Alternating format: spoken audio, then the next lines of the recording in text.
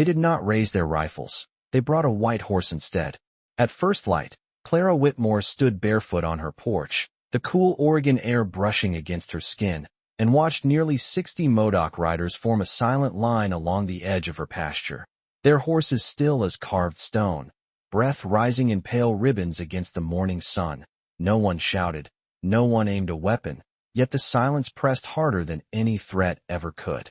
Just 3 nights earlier, Clara had been kneeling beside the river that cut through her land, her skirts soaked to the knees, lanterns swinging from a low branch while rain fell in steady sheets. She had found him there half-conscious in the mud, a stranger with steady hands even in weakness, his dark hair plastered to his forehead, a single silver band at his wrist, and a knife carved with a wolf's head tucked at his belt. She had hesitated only once, glancing toward the distant lights of town 2 miles away, knowing the rumors that trailed the Modoc like smoke, knowing what her neighbors would say if they saw her help him. Then she had taken his arm and pulled him to his feet anyway.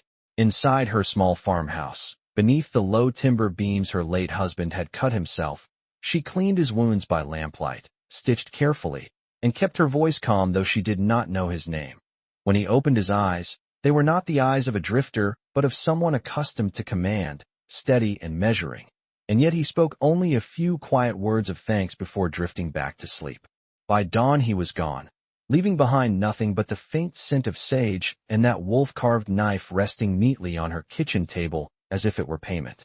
Clara had turned the blade in her hands, noticing the precision of the carving, the way the wolf's eyes were inlaid with a sliver of turquoise, and she understood then that the man she sheltered had not been ordinary. Now, as 60 riders waited beyond her fence line and the townsfolk gathered behind her with anxious whispers and loaded rifles, Clara felt the weight of that small act settling over her like the early morning mist. The lead rider stepped forward slowly, unarmed, and she recognized him at once. The same steady eyes, the same quiet presence, but now dressed in woven leather and beadwork that caught the sun, and when an elder's voice carried across the field speaking of honor, debt, and a proposal that could bind 2 worlds together, Clara realized the choice before her would not only shape her own future, but decide whether this valley remembered the day as the beginning of a union or the edge of a war. The wind moved first, brushing through the tall grass between Clara Whitmore and the line of riders, as if it were deciding which side to favor. Behind her, she could hear the restless shuffle of boots on dry boards, the low metallic click of rifle bolts being checked, and the anxious breathing of neighbors who had ridden hard from town when word spread that Modoc warriors stood on her land. Clara did not turn around. She kept her eyes on the man at the front, the one she had pulled from the river, now sitting tall in his saddle, shoulders straight, expression calm in a way that unsettled the men behind her more than any raised weapon ever could. The white horse led forward was unlike the others, its coat bright against the dusty field, its reins braided with red and black thread that caught the morning light. An elder dismounted slowly and stepped ahead, hands open, his voice deep and steady as he spoke in careful English so that every word carried across the pasture. He spoke of honor repaid, of a life preserved when it could have been lost to the river's current, of a bond formed not by treaty or threat, but by choice. Clara felt every gaze in the valley settle on her shoulders. She remembered the weight of the needle in her fingers 3 nights earlier, the quiet concentration on the stranger's face even in pain, the way he had watched her as though measuring her courage rather than fearing her judgment. She had not asked his name because she had not needed it. She had seen enough in his silence. Now she understood what that silence had meant. The man finally swung down from his horse, boots pressing into her soil with deliberate calm. He did not step too close. He did not reach for her hand. Instead, he removed the silver band from his wrist and held it out, the turquoise stone glinting under the rising sun. Clara recognized it as the twin to the carving on the knife left behind in her kitchen. It was not a demand placed upon her, the elder clarified. It was an invitation, a joining that would protect her home as long as she wished it protected. Behind her, someone muttered that this was how land changed hands. Another voice whispered that it was a trap dressed as courtesy. Clara could feel fear ripple through the men who had once dismissed her as soft.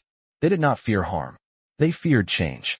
She stepped down from her porch, boots sinking slightly into the damp earth, and walked halfway across the yard until she stood alone between two worlds. 60 riders watched without moving. The townsfolk held their breath. The man she had saved met her eyes again, not with authority, not with pride, but with patience. The choice, unspoken yet unmistakable, rested entirely with her, and the silence that followed felt heavier than the mountains beyond the valley. Clara did not reach for the silver band right away. Instead, she let the silence stretch, long enough for the breeze to move through the pasture grass, and long enough for every man behind her to wonder whose side she stood on. And in that quiet she spoke with a voice steady enough to carry across 60 mounted riders and a yard full of anxious townsfolk, saying that she had offered help to a wounded traveler because it was the right thing to do and not because she sought protection, alliance, or reward. The elder listened without interruption, his weathered face unreadable, while the man she had pulled from the river kept his gaze fixed on hers, not demanding, not pleading, simply waiting. Clara took one slow breath and asked a single question that shifted the air between them. If she accepted this bond, would her land remain her own, her home still hers to tend, her choices still guided by her own will? The answer came not from the elder but from the man himself, his voice calm as he explained that honor did not cage a person, it guarded them, and that no union would hold meaning without her consent. Behind Clara, a murmur rippled through the townsfolk. Some shook their heads, others stared at the ground, as if they were witnessing a line being redrawn in the dust of the frontier. She stepped closer until she stood within arm's reach, close enough to see the faint scar near his collarbone where her careful stitches had closed the wound, close enough to notice that he carried no weapon at his belt. The white horse shifted its weight beside them, reins gleaming in the sun, a quiet symbol of what was being offered. Clara lifted the silver band from his open palm and examined the turquoise stone, feeling the warmth of metal that had rested against his skin. She did not slide it onto her finger. She did not place it back in his hand. She simply held it between them like a question suspended in light. She said that she would not be claimed as a prize or shield, and she would not allow her neighbors to fear what they did not understand, but she would walk with him to the edge of the field so that both sides could see there was no thread in her step. Together they turned toward the open pasture, 60 riders watching, townsfolk gripping their rifles but not lifting them, and Clara walked at her own pace, neither hurried nor hesitant. When they reached the midpoint between the porch and the line of horses, she stopped and faced both groups, raising the silver band just enough for it to catch the sun, and declared that peace was not forged by force but by courage, and that if there was to be a joining, it would be one built on respect for her home and his people alike. The elder inclined his head, the riders followed, and behind her the first rifle lowered toward the ground, then another, until the valley held only the sound of wind through grass and the steady breathing of two worlds waiting to see what Clara Whitmore would decide next. The silver band remained in Clara Whitmore's hand long after the rifles lowered and the wind settled, and in that fragile stillness she understood that the valley was watching more than a decision about marriage. It was watching whether fear would rule another generation. She turned slowly, first toward the men who had ridden from town, men who had traded flour and tools with her for years yet doubted her judgment in a single morning. And she spoke their names one by one, reminding them that they had trusted her to mend broken fences, to tend sick children, to stand alone through winter storms that buried the pasture in 3 feet of snow. And if they trusted her then, they could trust her now. No one answered at first, but no one lifted a rifle either. She faced the riders again and stepped closer to the man she had saved, noticing the way he held himself not as a conqueror, but as someone prepared to accept whatever she chose. She placed the silver band back into his open palm and said that she would not be carried into a future decided in a single sunrise, yet she would not close the door on peace offered with respect. A murmur moved through the line of horses, not anger, not disappointment, but something like understanding. The elder inclined his head once more and spoke of patience, explaining that honor did not expire with the setting sun and that alliances grown slowly tended to last. The white horse was led forward until it stood between them, its reins resting loosely against its neck as if waiting for instruction.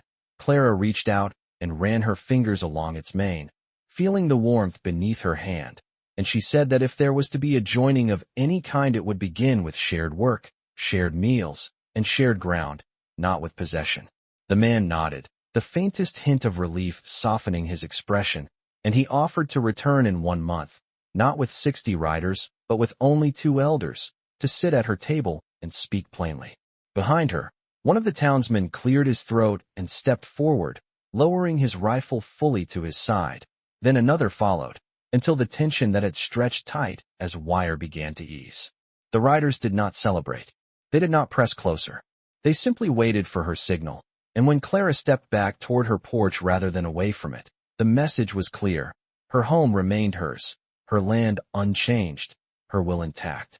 The elder lifted his hand in farewell. The white horse was turned gently back toward the open field, and one by one the Modoc riders guided their mounts away, hooves moving quietly through the tall grass. The valley did not erupt in cheers. It exhaled.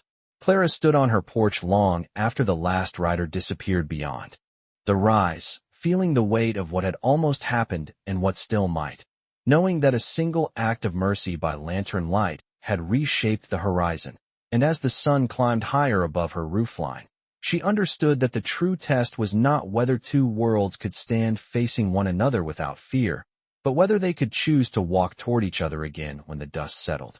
The valley did not return to normal after that morning. It shifted, subtly at first, like a fence post leaning half an inch after a long winter, and Clara Whitmore felt it in the way people looked at her when she rode into town for flour and lamp oil. Some nodded with quiet respect. Others watched her as though she had stepped into something larger than herself, but no one dared call her foolish again. The white horse had not left with the riders. It remained in her pasture, a gesture of good faith, grazing calmly beside her modest herd as if it had always belonged there.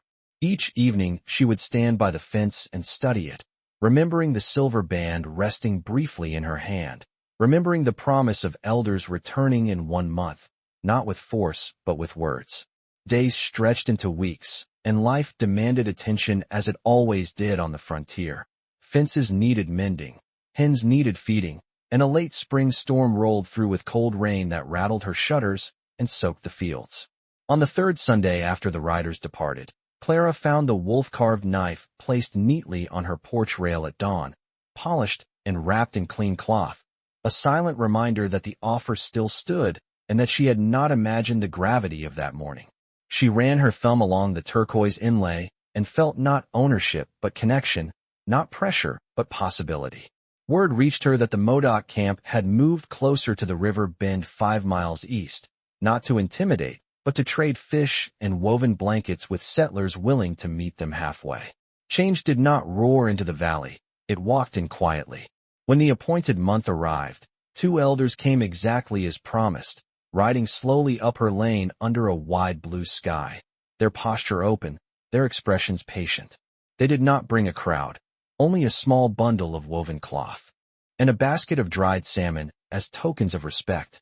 Clara invited them to sit at her table, poured coffee into simple tin cups, and listened as they spoke of boundaries that could be honored, of shared grazing seasons, of a future where children from both sides might cross the river without fear. They spoke of the man she had saved not as a warrior first, but as a son, a leader in training who had learned something new about courage from a woman who chose compassion over suspicion. When the meeting ended, no contracts were signed, no grand declarations made. Instead, there was a handshake, firm and deliberate, and a promise to meet again at harvest. That evening, as the sun dipped low and painted her pasture in gold, Clara stood beside the white horse and understood that the true miracle was not 60 riders appearing at her fence, but 60 riders leaving without drawing a line in the dirt. She had not been claimed. She had not surrendered her land, and yet the valley felt wider somehow, as though the horizon itself had taken a step back. In the quiet that followed, Clara realized that peace did not arrive in a single sunrise. It arrived in steady choices, made again and again, by those brave enough to hold a silver band in their palm and decide that respect was stronger than fear. Autumn came quietly to the valley, painting the tall grass in shades of amber and rust, and Clara Whitmore felt the season settle into her bones the way truth settles into a person after long reflection. The white horse still grazed near her fence, no longer a symbol of tension, but of unfinished conversation, and each morning she brushed its mane with slow, thoughtful strokes as if preparing herself for something that had not yet been spoken aloud. Trade between the settlers and the Modoc camp had grown steady over the past weeks. Fish exchanged for flour, woven blankets traded for tools, and though some townsfolk remained cautious, the sharp edge of suspicion had dulled into wary curiosity.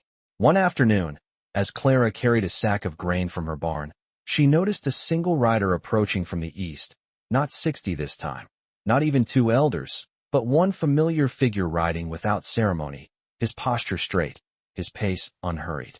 He stopped several yards from her, gait and dismounted before stepping forward, leaving his horse behind in a gesture that spoke more clearly than any speech. The air held no tension, only the scent of drying leaves and distant river water. He greeted her by name, his voice steady, and thanked her once more not for saving his life, but for holding her ground when fear could have guided her otherwise. Clara listened without interruption, her hands resting lightly on the wooden rail between them.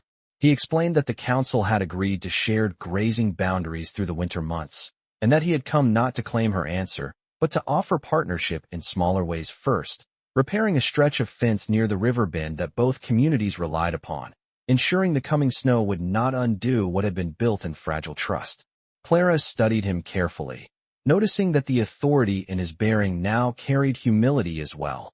He was no longer the wounded stranger on her table, nor the distant figure at the head of 60 riders, but a man choosing to stand alone at her gate.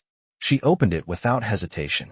Together they walked the quarter-mile toward the river bend, boots pressing into soft earth, speaking not of marriage or alliance, but of practical things, timber strength, snowfall patterns, how many cattle could safely share a narrow stretch of pasture. By late afternoon they had reinforced the fence posts and set the rails straight, working side by side in easy silence. When the first flakes of an early snow began to drift down, light as ash yet gentle, Clara felt something shift again within her, not dramatic, not loud, but steady. He did not ask for her hand. He did not present the silver band. Instead, he said that when winter passed and the grass returned, he would ask again, and whatever her answer, it would be honored.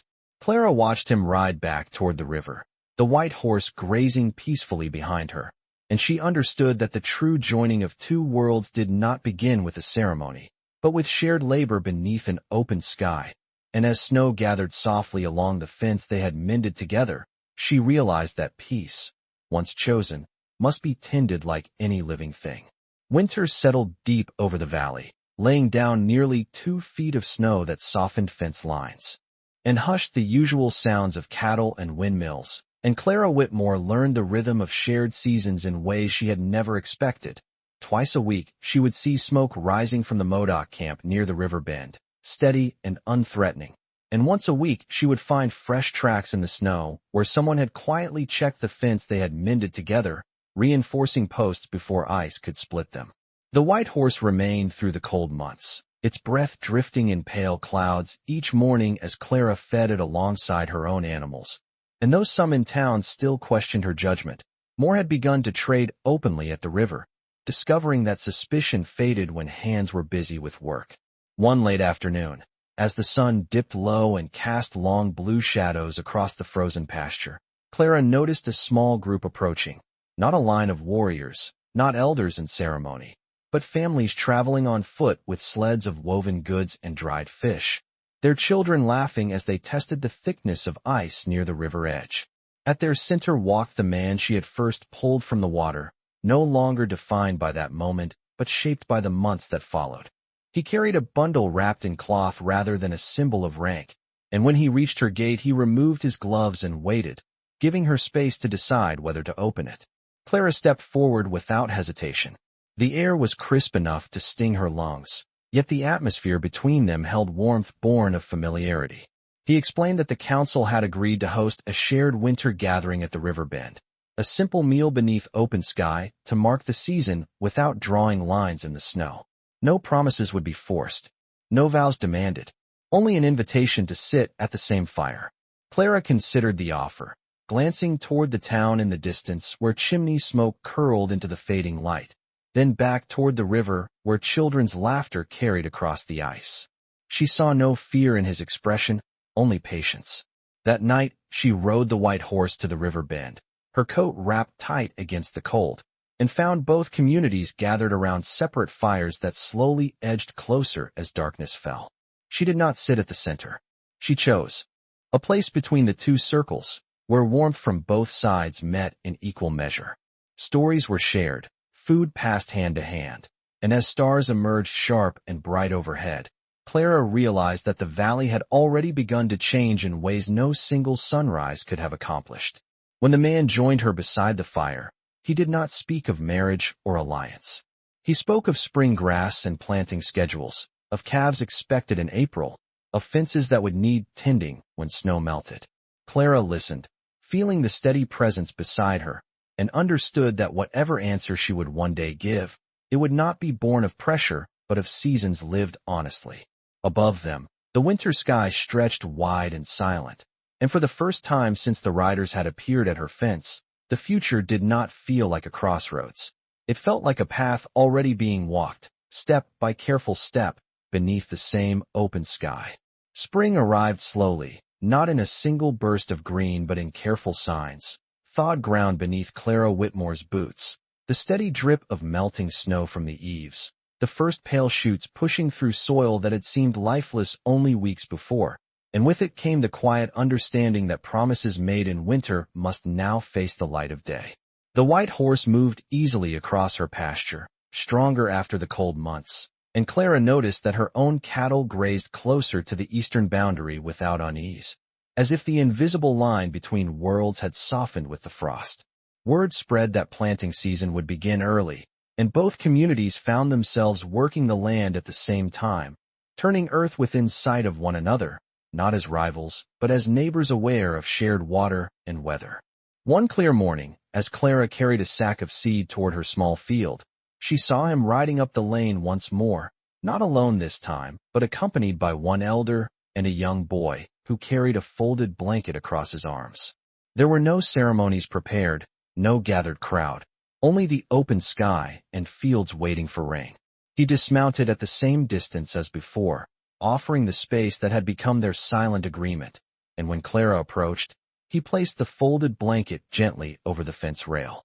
Woven into its pattern were the colors of river stone and prairie grass, and along one edge, a single thread of bright turquoise mirrored the stone in the silver band he still wore. He explained that the blanket was not a dowry, not a claim, but a sign that his people recognized her land as her own and wished to stand beside her rather than across from her. Clara traced the woven threads with thoughtful fingers, feeling the weight of months carried in simple fabric. She asked him what would happen if she chose a path that did not lead to marriage, and he answered without hesitation that respect would remain, trade would continue, and the fence by the river would still be tended before winter returned. The answer did not come wrapped in pride or disappointment. It came steady, like water moving around stone. Clara looked toward her field, where rows waited to be planted, then toward the river bend where smoke rose lightly from the Modoc camp, and she realized that the decision before her no longer felt like choosing between two worlds, but deciding how closely those worlds would walk together. She lifted the blanket from the rail and draped it over her shoulders, not as acceptance, not yet, but as acknowledgement of the bridge that had been built step by careful step. The young boy smiled. The elder nodded once, and the man she had once pulled from the river met her gaze with quiet patience. In the wide openness of the valley, beneath a sky that seemed larger than any boundary drawn on earth, Clara understood that the miracle was not the riders who once stood at her fence, but the courage it had taken on both sides to return without them. And as the first seeds pressed into thawed ground that afternoon, the future felt less like a question and more like a field waiting to grow.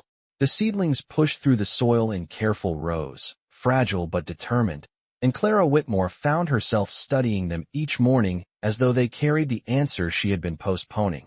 The woven blanket still rested across the back of her kitchen chair, its turquoise thread catching the light whenever the door swung open, a quiet reminder that patience had been offered more than once. Planting season demanded steady hands and clear focus, yet the valley hummed with a different kind of anticipation, settlers watching the eastern hills with less suspicion now, children from town wandering closer to the river bend under watchful but relaxed eyes. One afternoon, as Clara repaired a loose hinge on her barn door, she noticed 3 riders approaching at an easy pace, not in formation, not in silence meant to intimidate, but with the casual rhythm of neighbors riding over to speak. At their center rode the man whose life had crossed hers by the river months before, and this time he carried no symbol in his hand, no silver band displayed, only a simple coil of rope and a quiet expression that held neither urgency nor expectation. He dismounted and asked if she would walk with him to the ridge that overlooked both her pasture and the distant Modoc camp, and Clara agreed, leaving the barn half-mended for the moment. They climbed the gentle slope together, boots pressing into soft spring earth, and when they reached the crest, the entire valley stretched before them, fences tracing careful lines across grassland, smoke rising in thin columns from cabins and lodges alike. He spoke softly, explaining that the council had decided to move their summer camp slightly farther east to give the grazing lands more space, a gesture meant to ease any lingering doubt among settlers. He did not ask for gratitude. He did not speak of sacrifice. He simply said that peace required visible choices. Clara listened, the wind lifting strands of her hair, and realized that what stood before her was not a question of marriage alone, but a question of trust that had already been tested and proven through seasons. She turned to him and asked whether he would still stand beside her if she chose to remain independent, neither wife nor symbol, only neighbor and ally. His answer came without pause. He said that honor did not depend on titles, and that what they had built would not unravel because one word had not been spoken. In that moment, Clara felt the last thread of hesitation loosen. She did not reach for his hand. She did not declare her choice in grand fashion. Instead, she said that if they were to join their lives, it would be because they had already learned how to stand apart without fear. He nodded, understanding the weight of that statement, and together they descended the ridge as equals rather than as two sides negotiating terms. Below them, the valley carried on in quiet industry, unaware that a boundary once guarded by rifles had been replaced by something steadier. As evening settled over the fields and the first stars appeared above the horizon, Clara knew that whatever she chose next would not be driven by pressure or spectacle, but by the quiet certainty that courage, once shared, becomes a bridge strong enough to carry more than one future. By midsummer, the valley no longer held its breath when riders appeared on the eastern ridge, and Clara Whitmore felt the difference in small ways. In the relaxed posture of townsmen leaning against hitching posts, in the easy laughter of children who wandered closer to the river without being called back. The field she had planted now stood waist-high, green rose rippling under a wide blue sky, and the white horse moved among her cattle as if it had always belonged to the land. One warm evening, as golden light settled across the pasture, he arrived again without announcement, riding alone and dismounting at the same careful distance that had become their unspoken custom. He carried nothing in his hands this time, no woven cloth, no silver band raised for meaning, only the quiet certainty of a man who had waded through snow and thaw and planting season without pressing his claim. Clara met him at the fence, resting her arms on the top rail, and for a long moment neither of them spoke, the only sound the soft hum of insects drifting over the grass.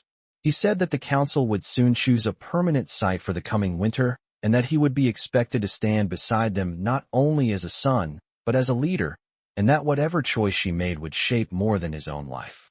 Clara understood the weight of that truth, yet she also knew that she could not answer out of obligation.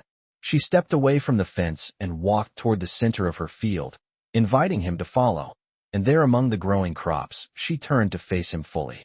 She told him that when she first found him by the river she had acted without calculation, guided only by conscience, and that every step since had required the same clarity. She said she would not join him to secure protection, because she had already learned she could stand firm on her own land, and she would not join him to prove anything to the town, because respect had grown slowly and would continue to grow regardless. She would join him only if the life ahead felt like shared ground rather than borrowed shelter.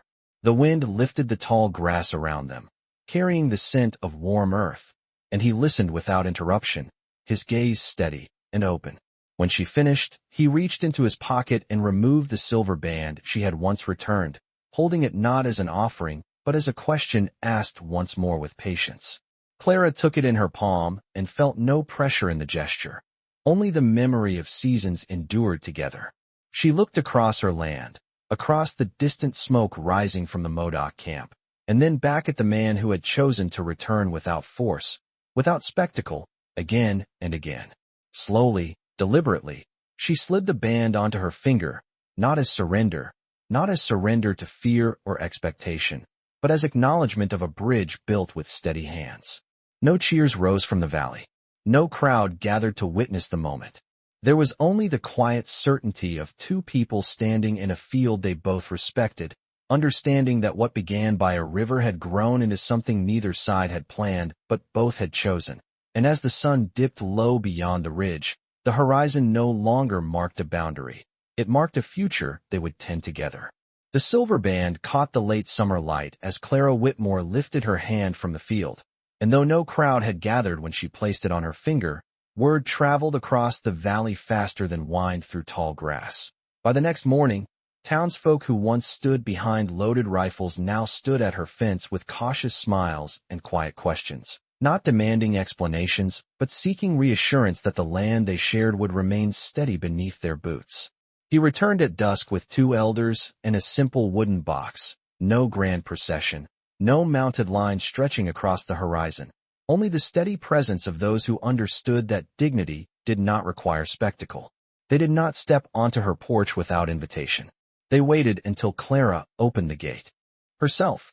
Inside the small farmhouse where lantern light once flickered over careful stitches, she set an extra place at the table, the woven blanket folded neatly along the back of her chair, the wolf-carved knife resting above the hearth as a reminder of where this path had begun. The elders spoke first, not of ownership, not of obligation, but of shared winters to come, of boundaries respected, of children who would grow hearing stories from both sides of the river. Clara listened with the same steady composure she had carried since the day riders first appeared at her pasture, and when she spoke, her voice held no hesitation. She said that her land would remain her home, her cattle her responsibility, her voice her own, and that any union between them would stand only as long as respect did. He met her gaze and answered without delay that respect was not a condition but a foundation, and that he would stand beside her not to claim her field but to help tend it. The wooden box was opened then, revealing simple items, a small pouch of river stones, a length of braided leather, and a second silver band to match the one she now wore, not heavier, not adorned with rank, but balanced in design as if meant to mirror rather than dominate. There were no vows spoken in grand language. Instead, there were promises spoken plainly, in words meant to endure daily life rather than echo across ceremony. Outside, the valley remained quiet, the sun slipping below the ridge in warm shades of amber and rose. And for the first time since she found him by the river, Clara felt no weight pressing against her chest, only a steady calm. When they stepped back onto the porch together, there were no cheers, no banners raised, only neighbors watching with thoughtful eyes and rifles resting untouched against cabin walls. The white horse grazed near the fence, the field stretched wide and green, and the horizon that once divided two worlds now seemed less like a boundary and more like a line drawn gently across shared sky. In the quiet of that evening, Clara understood that what had begun as an act of mercy had become something stronger than fear, something built not on demand but on patience. And as the first stars appeared overhead, the valley felt not conquered, not surrendered, but carefully joined by hands that had chosen courage over doubt.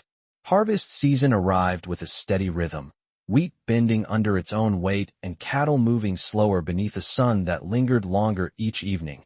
And Clara Whitmore felt the quiet strength of what had taken root across the valley. The silver band on her finger no longer felt new. It felt earned, worn smooth by daily labor rather than ceremony.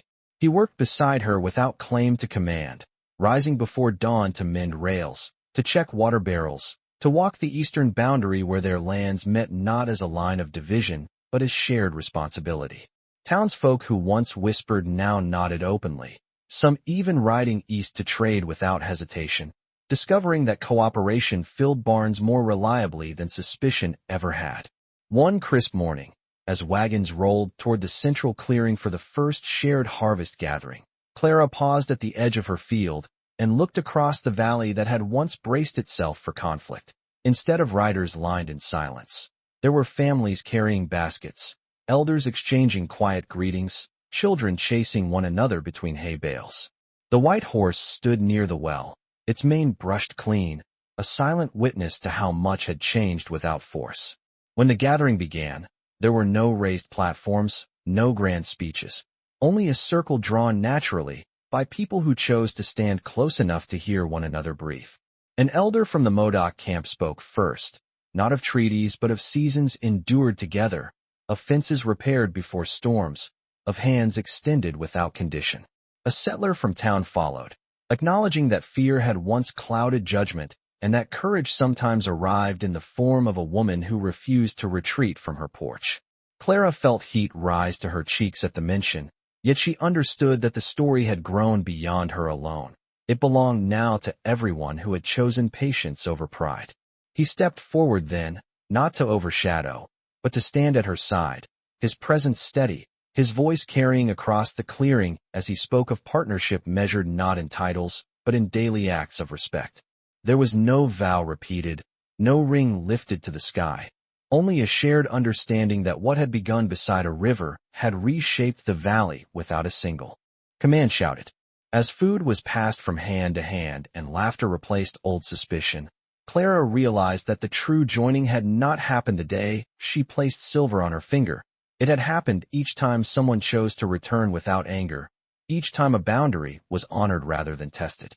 When the sun dipped low and shadows stretched across the clearing, she stood beside him and watched settlers and Modoc families depart along the same dusty road, no longer divided by distance or doubt. The valley did not look conquered or surrendered, it looked tended. And as evening settled gently over fields ready for winter, Clara understood that peace, once planted, required no spectacle to prove its strength, only steady hands willing to protect it when the next season came. Winter returned to the valley as it always did, slow at first, then certain, laying a thin silver frost across Clara Whitmore's pasture and tracing delicate patterns along the fence by the river bend that she and her husband had mended season after season. Yet this winter felt different, not because the snow fell lighter or the wind blew softer, but because the silence no longer carried tension. The white horse stood strong beside her cattle, its coat thick against the cold, and when Clara stepped onto her porch at dawn, she did not scan the eastern ridge with guarded breath.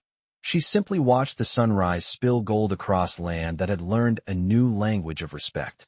Beside her stood the man she had once pulled from the river, no longer a stranger defined by injury or rank, but a partner whose presence had become as steady as the fence posts they had set together.